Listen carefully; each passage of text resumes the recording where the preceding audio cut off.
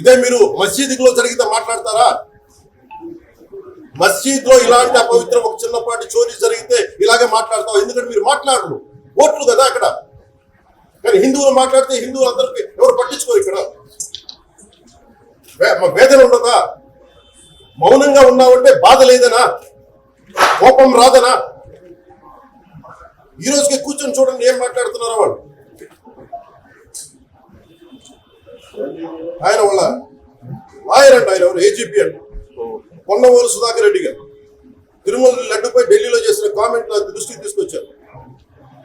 ఇలాంటి సెన్సిటివ్ సమయాల్లో ఇదర్ మౌనం మంచిది, మౌనం దాటి పొగరుగా మాట్లాడు. నన్ను పచ్చి బూతులు తిట్టినా, నన్ను వక్రీకరించిన, నన్ను రోడ్డు మీదకి లాగిన నేను ఎప్పుడు మౌనంగానే ఉన్నా. కానీ వైసీపీని నాయకులు, విమర్శించే నాయకులు ప్రత్యేకంగా చెప్తున్నా, సనాతన ధర్మాన్ని జోలికి రాకండి. తప్పు జరిగితే తప్పు జరిగిందని ఒప్పుకోండి, లేదా మాకు సంబంధం లేదని చెప్పండి. అంతేగాని మళ్ళీ అడ్డగోలుగా మాట్లాడితే ఎవరు క్షమించం. ఇక్కడ మీరు కూడా హిందువులే. కొండవోలు సుధాకర్ రెడ్డి గారు మీరు హిందువులే. నోటికొచ్చినట్టు మాట్లాడకండి. తమాషాలుగా ఉందా మీకు? సరదాలుగా ఉన్నాయా? మొన్నటికి మొన్న ప్రకాష్ రాజ్ గారు మాట్లాడారు నా మీద. అరే నేను మాట్లాడుతుంది ఒక హిందువులు అపవిత్రం గురించి మాట్లాడుతున్నాను. ఇందులో ప్రకాష్ రాజ్ గారికి సంబంధం ఏంటి? ఇందులో నేను ఇంకొక మతాన్ని నిందించానా?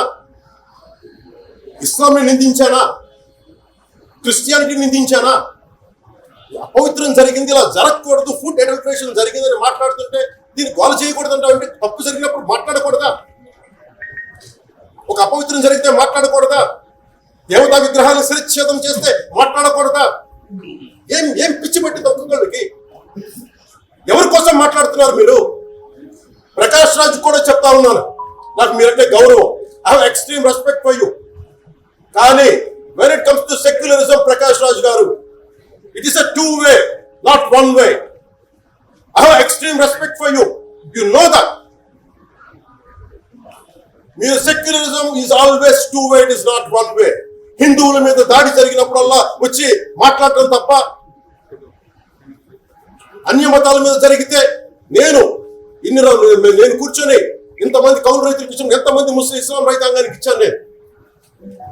ఇదే ఎన్ని మద్రాసాలకి డబ్బులు ఇచ్చాను నేను, 25 లక్షలు 30 లక్షలు ఇచ్చాను, నేను ఇచ్చిన వాడిని. అన్య మతం ఇస్లాం మీద గౌరవం ఉన్నవాడిని, క్రిస్టియానిటీ మీద గౌరవం ఉన్నవాడిని, చిన్నప్పుడు కూర్చొని మిషనరీ స్కూల్లో చదువుకున్నవాడిని.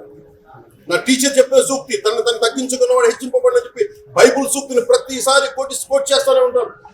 ఇది నా గౌరవం, ఇది నేను చూపించే గౌరవం. మాట్లాడితే కూర్చొని నేను పాటించే ధర్మానికి అపవిత్రం జరిగినప్పుడు నేను మాట్లాడకూడదు, మౌనంగా ఉండాలి. సెక్యులరిజంకి విఘాతం అంటే ఏంటి? సెక్యులరిజం విఘాతం.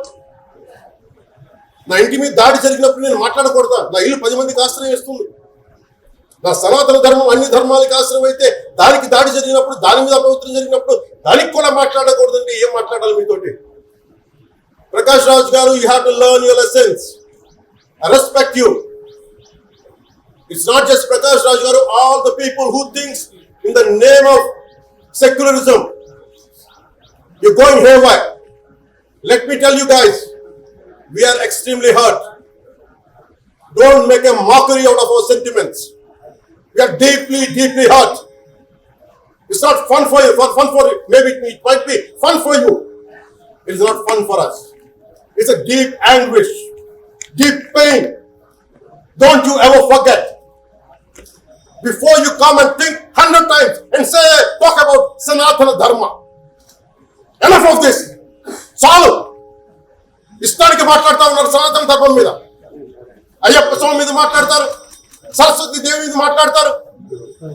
అల్లా మీద మీరు మాట్లాడగలరా? మొహమ్మద్ ప్రవక్త మీద మీరు మాట్లాడగలరా? జీసస్ మీద మీరు మాట్లాడగలరా? అందరూ కూర్చొని సనాతన ధర్మం మీద, వినాయకుడి మీద జోకులు వేస్తారు, దుర్గాదేవి మీద జోక్స్ వేస్తారు, సరస్వతి దేవి మీద జోక్స్ వేస్తారు. మా మనోభావాలు గాయపడవా? మాకు బాధ ఉండదా? అందుకే నేను ప్రతిపాదించింది ఏంటంటే ప్రతి దానికి రావలేకపోతున్నాం. సనాతన ధర్మ రక్షణ board is order of the day. ప్రతిసారి కూర్చోబెట్టి మేము డిఫెండ్ చేసుకోలేము. ఇది ప్రతి సగటు హిందువు తాలూకు ధర్మం. ఇదే ఇస్లాం మీద దాడి జరిగితే ఎంతమంది బయటకు వస్తారు, ఎంతమంది నిరసన తెలియజేస్తారు, రోడ్ల మీద రమ్మని చెప్పట్లా. కనీసం మీకు కోపం కూడా రాకపోతే మేము ఏం చేస్తాం? గుడికి వెళ్ళే ప్రతి హిందువు బాధ్యత కాదా ఇది? నా ఒక్కరి బాధ్యతేనా, మా బాధ్యతేనా, మీది కాదా? ధర్మాన్ని పరిరక్షించడానికి మీ బాధ్యత కాదా? ఈయన పొన్నవోలు సుభాష్ రెడ్డి గారు మాట్లాడేది, పంది కొవ్వు చాలా ఖరీదైంది, ఆ కొవ్వు లడ్డు నెయ్యితో ఎలా కలుపుతారు? నెయ్యి 300 రూపాయలు ఉంటే పంది కొవ్వు 1200 రూపాయలు. బంగారంతో రాగి కలుపుతారా? ఇద్దరిలో పుత్తడి కలపరు. చెంబు తయారులు ఎవరైనా బంగారం కలుపుతారా? మదం ఎక్కిన మాటలు పొన్నవోలు సుధాకర్ రెడ్డి గారు. మదం ఎక్కి మా వస్తే ఇట్లాంటి మాటలే వస్తాయి. మీరు నా మీద కోర్టులో కేసులు వేసుకుంటారో ఏమి చేసుకుంటారో చెప్తే మీరు ఏజీపీలు కదా, మీ దగ్గర వేల కోట్ల డబ్బులు ఉన్నాయి కదా, వేసుకోండి కోర్టులో, చెప్పండి. సనాతన ధర్మానికి నోటికొచ్చినట్టు మాట్లాడితే మిమ్మల్ని అందరినీ రోడ్ల మీదకి లాగా గుర్తుపెట్టుకోండి. తప్పు జరిగింది, ప్రాయశ్చిత్తం చేసుకోండి, లేదంటే మౌనంగా మాట్లాడుకున్న